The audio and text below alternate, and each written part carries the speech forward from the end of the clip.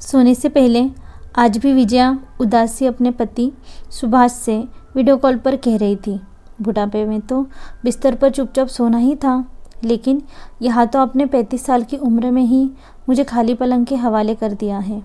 ये कैसी आपकी नौकरी है जो पति पत्नी दोनों को दूर रहने को मजबूर कर रही है। सुभाष का भी मन बिना विजया के बिल्कुल नहीं लगता था। दूसरे जिले में तबादले के बाद सुभाष भी विजया के बगैर अधूरा सा हो गया था। अब तो मेरा मन भी कर रहा है कि नौकरी छोड़कर आ जाओ घर वापस।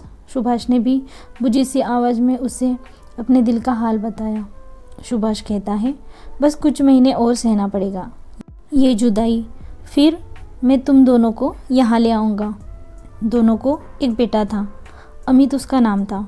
उसी के स्कूल के चलते विजया सुभाष के पास रहने जा नहीं सकती थी। एक बार अमित की परीक्षा हो जाने के बाद उसको दूसरे स्कूल में दाखिला मिल सकता था। अब दिल चाहे जो भी कहे, सरकारी नौकरी भले साधारण ही क्यों ना हो, लेकिन आज के ज़माने में उसको छोड़ देना मुमकिन न था। इसे सुभाष भी समझता था और विजया भी। सुभाष महीने में एक आधी चक्कर घर की लगा लिया करता था। सो दोनों हमेशा की तरह फ़ोन स्क्रीन के ज़रिए ही एक दूसरे की आंखों में डूबने की कोशिश करते रहे।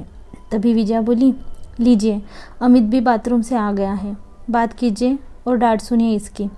कहकर विजया ने मोबाइल फ़ोन अपने 12 साल के इकलौते बेटे अमित को थमा दिया। अमित अपने पापा को देखते ही शुरू हो गया। पापा, आपने बोला था कि इस बार 15 दिनों के बीच में ही आएंगे, तो क्यों नहीं आए। सुभाष प्यार से उसको अपनी मजबूरियां बताता रहा।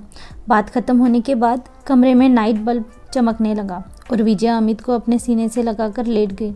अमित फिर से जिद करने लगा, मम्मी आज कोई नई कहानी सुनाओ। अच्छा बाबा सुनो। विजया ने नई कहानी बुननी शुरू की और उसे सुनाने लगी। नींद धीरे धीरे उन दोनों को जकड़ती चली गई। आधी रात को विजया की आँख खुली तो उसने फिर अपने कपड़े बिखरे हुए पाए। साड़ी सामान्य से ज़्यादा ऊपर उठी थी। उसने बैठकर जल्दी से उसे ठीक किया और अमित के सिर पर हाथ फेरा। वह निश्चिंत होकर सो रहा था।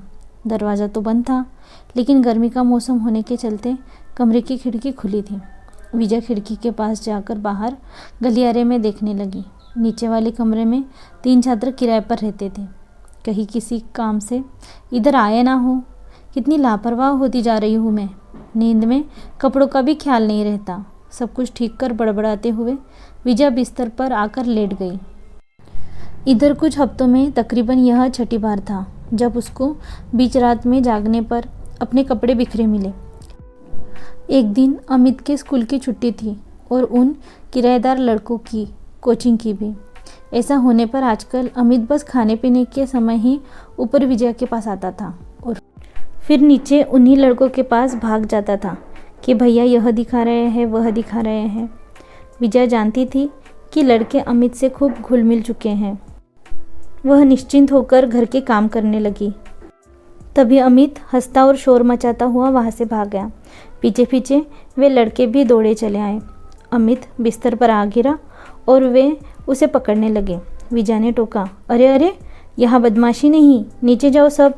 ठीक है आंटी, उनमें से एक लड़के ने कहा और उसके बाद वे तीनों लड़के अमित का हाथ पकड़कर उसे नीचे ले गए। अब उन सबके चले जाने के बाद विजया की नज़र बिस्तर पर पड़े एक मोबाइल पर गई जो उन लड़कों में से किसी का था। विजया ने उन्हें बुलाना चाहा, लेकिन वह जा चुके थे। विजया ने वह मोबाइल टेबल पर रखा ही था कि तभी उसकी स्क्रीन पर ब्लिंक होती किसी नोटिफिकेशन से उसका ध्यान उस पर गया। उसने अनायास ही मोबाइल उठाकर देखा तो कोई वीडियो फाइल डाउनलोड हो चुकी थी। फाइल के नाम से ही उसे शक हो रहा था, सो उसने उसको ओपन किया। वीडियो देखते ही विजया की आंखें खुली रह गईं। लड़कों ने कोई बेहुदा गंदी सी फिल्म डाउनलोड की थी। उसने उस मोबाइल फ़ोन पर ब्राउज़र ओपन किया तो एड्रेस बार में कर्सर रखते ही सगे संबंधियों पर आधारित कहानियों के ढेरों सुझाव आने लगे जो उन्होंने पहले देख रखे थे।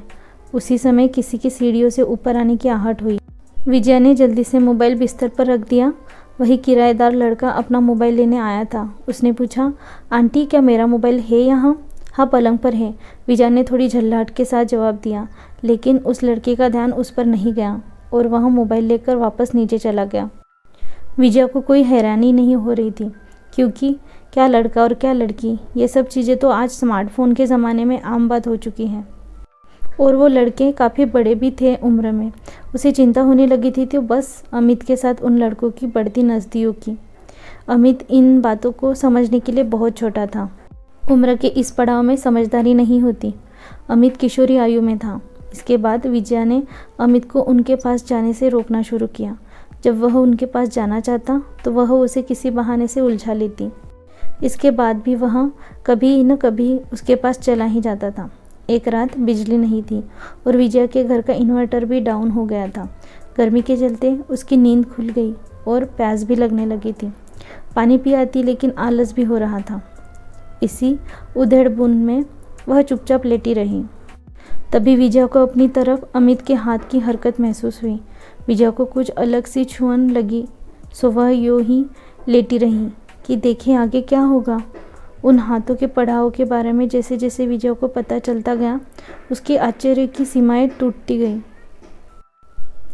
उसका दिल जोर जोर से धड़कने लगा। जी तो चाहा कि अमित को उठाकर थप्पड़ मारने शुरू कर दे, लेकिन विचारों के बवंडर ने ऐसा करने नहीं दिया। कुछ देर बाद अमित ने धीरे से करवट बदली और शांत हो गया। विजया उठकर बिस्तर पर बैठ गई और अपनी हालत को देखने लगी। अक्सर रात में अपने कपड़े बिखरने का राज जानकर उसकी आंखों से झरझर आंसू बहने लगे थे। आखिर उन लड़कों का बुरा असर उसके कलेजे के टुकड़े को भी अपनी चपेट में ले गया था। विजया सोच रही थी कि उसकी परवरिश में आखिर कहाँ कमी रह गई, जो बाहरी चीज़ें इतनी आसानी से उसके खून में आ मिली। वह उसी हाल में पूरी रात पलंग पर बैठी रही। उसके समझ में आया कि अमित हमेशा भैया ये दिखा रहे हैं वो दिखा रहे हैं कहता रहता था। जो वीडियो के किराएदार ने डाउनलोड करते थे वो मेरे छोटे बच्चे को भी दिखाते होंगे।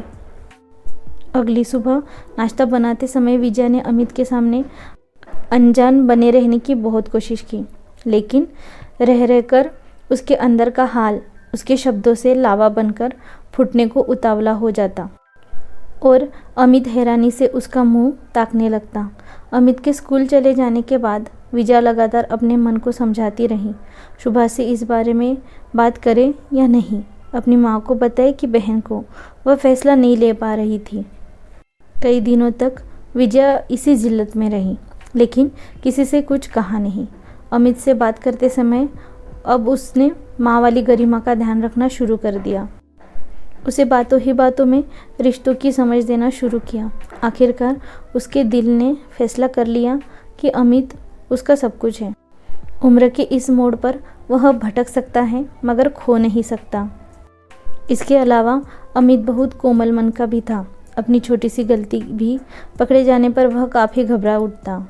और यहाँ तो इतनी बड़ी बात थी, सीधे सीधे उससे इस बारे में कुछ कहना किसी बुरी घटना को न्योता देने के बराबर था। अमित सुधरने की बजाय बिगड़ भी सकता था। विजय ने तय किया कि वह उन जरियों को तोड़ देगी जो उसके बेटे के कच्चे मन की फड़फड़ाहट को अपने अनुसार हाँकना चाह रहे हैं। विजय ने उन लड़कों और अमित के बीच हो रही बातचीत को छिप छिप कर सुनना शुरू किया। उसका सोचना बिल्कुल सही निकला।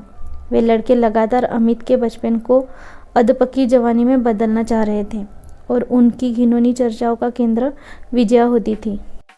वो लड़के अमित को मेरे शरीर के अंगों के बारे में बताते रहते, पर अमित ये गलत है या सही, इतना भी उसमें समझदारी नहीं थी।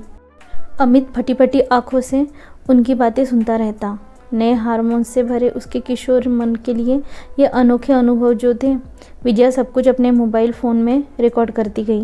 विजया ने चुपके से उन लड़कों के माँ बाप को बुला लिया था।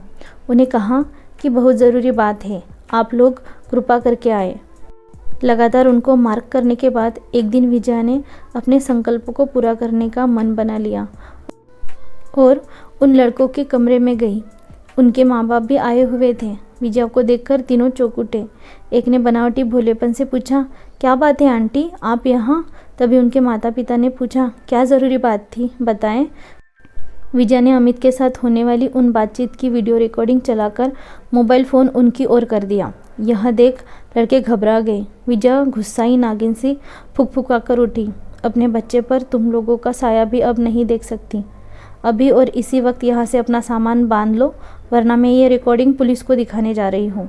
वे उसके पैर पर गिर पड़े, पर विजया ने उनको झटक दिया और गरजी, मैंने कहा कि अभी निकलो तो निकलो। ये देख उनके माता पिता को जिल्लत महसूस हुई। उन्होंने माफ़ी मांगी विजया से।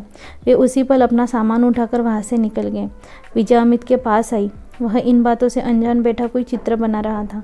विजया ने एक बात ठानी कि अपने बच्चे को गरिमा, रिश्तों की समझ, सही गलत क्या होता है, ये सब सिखाएगी और उसे ऐसे लड़कों का शिकार होने से बचाएगी। किशोरी आयु में बच्चों में बहुत से बदलाव होते हैं, लड़कियों में अलग, लड़कों में अलग। उस समय ये माता पिता और हमारे गुरु का कर्तव्य होता है कि बच्चों को सही गलत का अंतर बताएं। दोस्तों, यह कहानी आपको कैसी लगी मुझे कमेंट करके ज़रूर बताइए और मेरे चैनल को लाइक, शेयर और सब्सक्राइब कीजिए। धन्यवाद।